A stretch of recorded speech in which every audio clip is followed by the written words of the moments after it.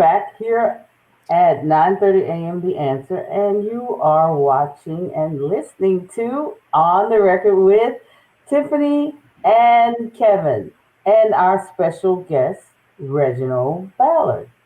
I notice I put myself first, Kevin. Exposed to.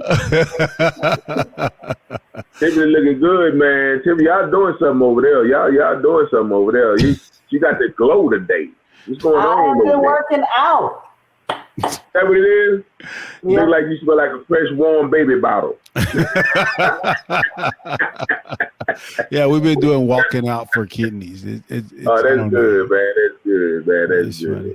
All right, Reg. So we talked about the last session about you being on dialysis, and then that how you moved over and got the transplant, and then how life improved there. So talk about that now. That now you're able to do the things that you were able to do before, and some of the adjustments.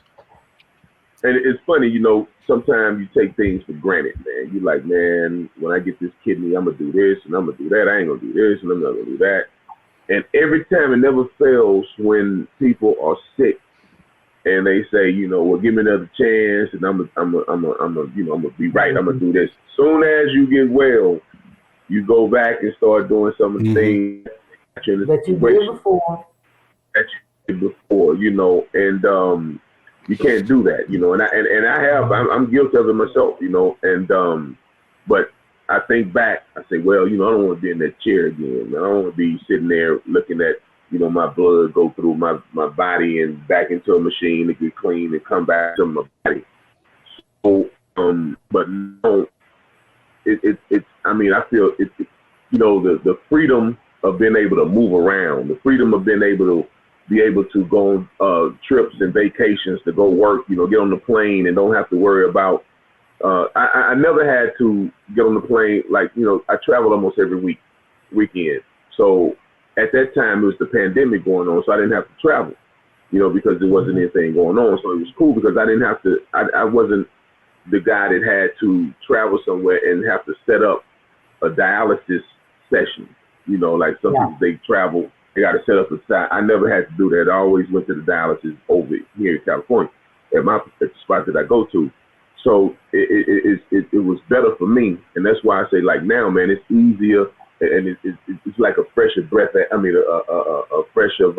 air. Fresher breath. Breath of fresh air.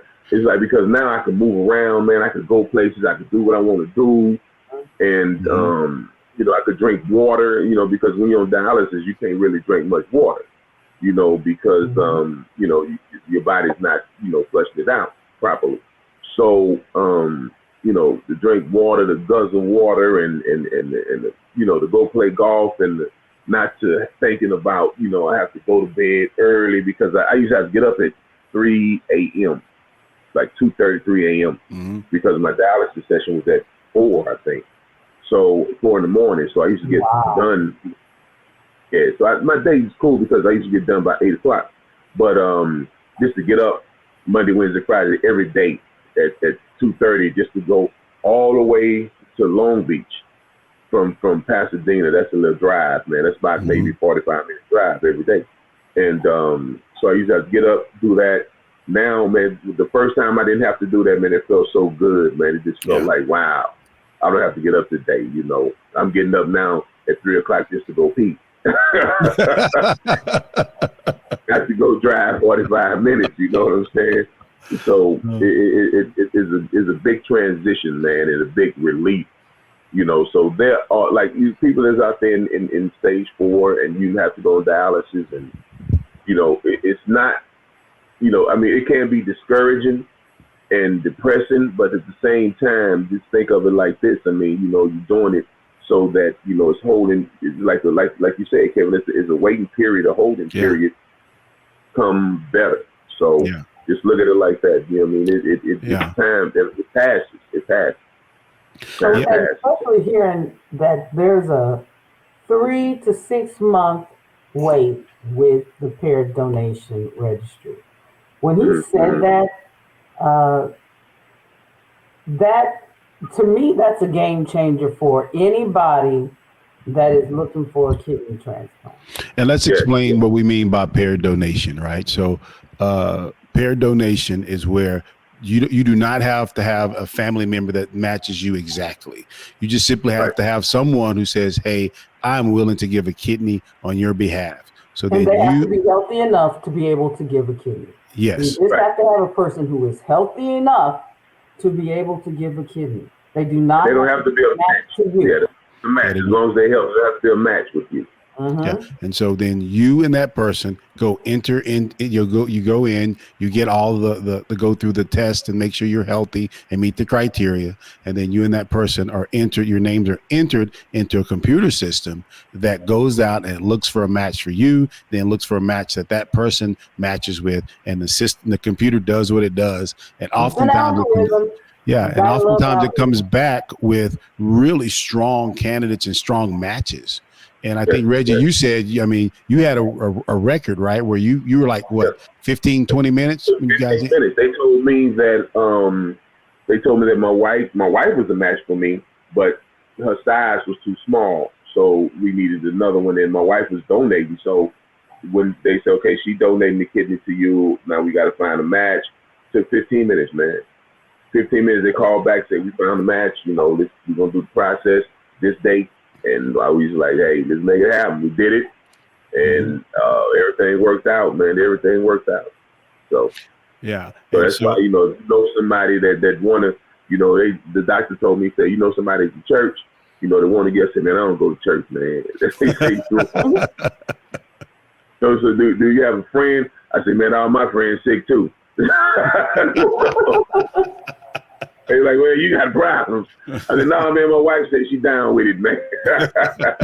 So it worked out. She was healthy, and even though she was too small, to give me her kid, I think she could have, but they said it probably wouldn't last as long as somebody's that, probably a better match for my size. Yeah. yeah, And so yeah, so she had a yeah, size 3 kidney. You had what, a size 12? You needed yeah, a size I had 12. like about 16 or something like that. She had the little bitty peanut. Right now, they looked at my kidney. They say, "Boy," the nurse looked at it on the ultrasound. She say, "Boy, you got the cattle, you got the Rolls Royces of kidneys. Look at all that fatty tissue around there. Look at all that. That's good right there. That's the Rolls Royce of kidneys." And that's the beauty of doing something like that, like the Peer Donation Registry, because they really do a good job Yeah, of matching you up genetically, making sure that all the stuff making sure you have the most optimum uh, kidney matched. yes, yes, I yes, mean, yes. it's amazing what they can do, and that's a game changer for uh, the population of people that are waiting for a kidney.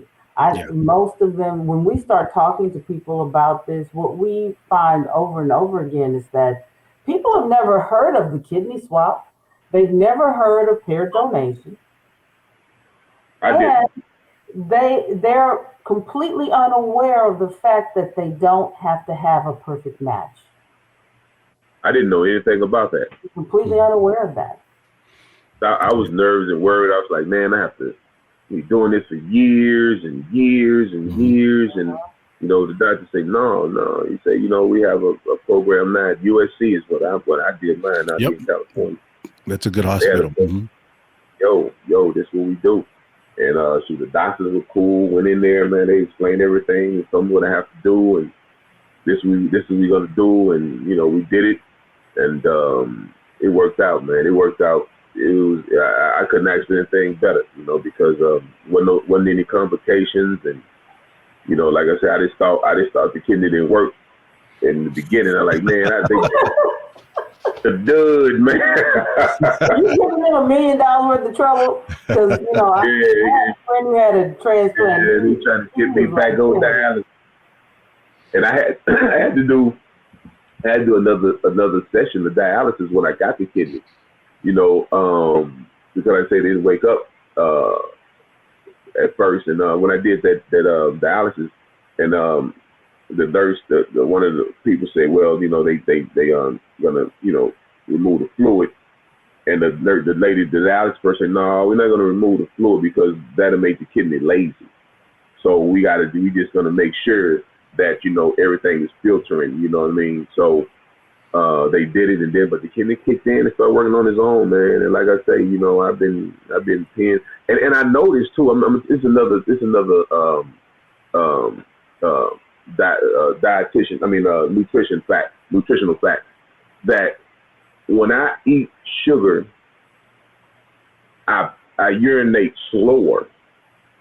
But when I don't eat sugar, when I don't eat sugar, I have a strong stream and just So you stay away from, so you can't be eating Snicker bars, right? No Snickers, no jelly beans. I noticed that, and it's true. It's like when she was telling me about having like the Rolls Royce of the kidney, she said, yeah, don't put, sugar, when they have to filter sugar out, it's just like, putting battery acid in your veins, so. That's a good metaphor. Because it has to filter that sugar out. So I noticed when I do eat sugar, my kidney, it seems like, I urinate as less and it don't come out as strong as it does when I don't. Like when I eat healthy throughout the day, oh man, I'm like, it's coming out, man, coming out. When I eat bad, it takes a little while. So that goes to show people that, sugar and stuff like that does affect things that you don't even realize and how it's affecting it. So, because your kidney has to filter a lot of things, filter everything out of your body. So yeah, you're mindful of what you put into it.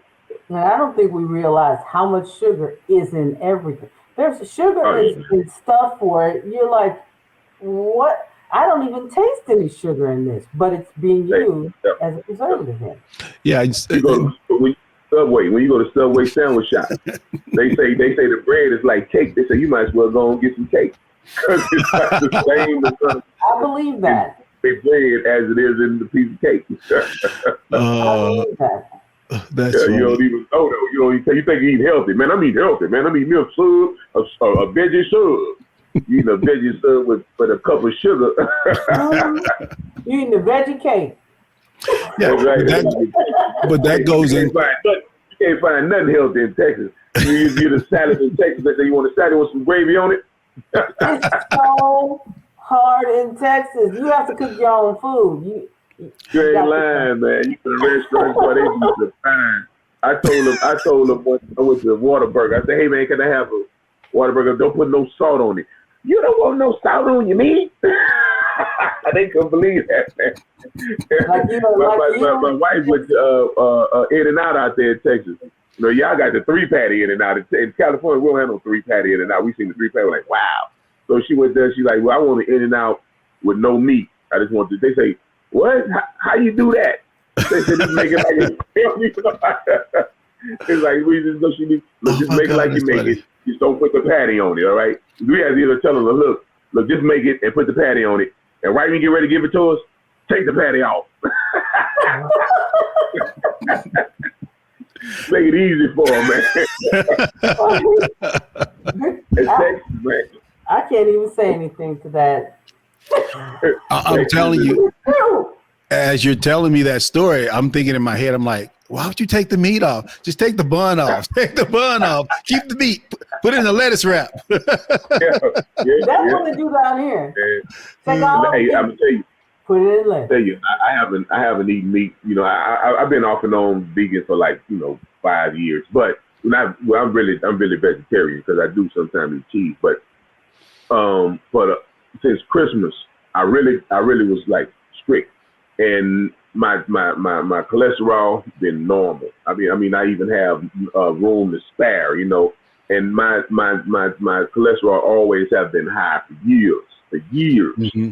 But now cholesterol is cool, but I still have a problem with. I gotta stop that sugar, man. I mean, every now and then, I don't want to be able to eat it at any time, because like they say, something like, well, in moderation, like I can tell people.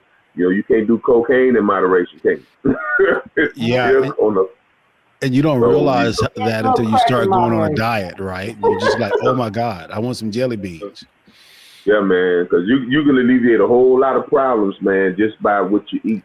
Like they say, man, use your food as your medicine, or you're going to be using your medicine as your food. Yeah, that is true. And I think that's a good spot to end this segment on. You've been listening to On the Record with Kevin and Tiffany on 9:30 a.m. The Answer, home of conservative talk radio.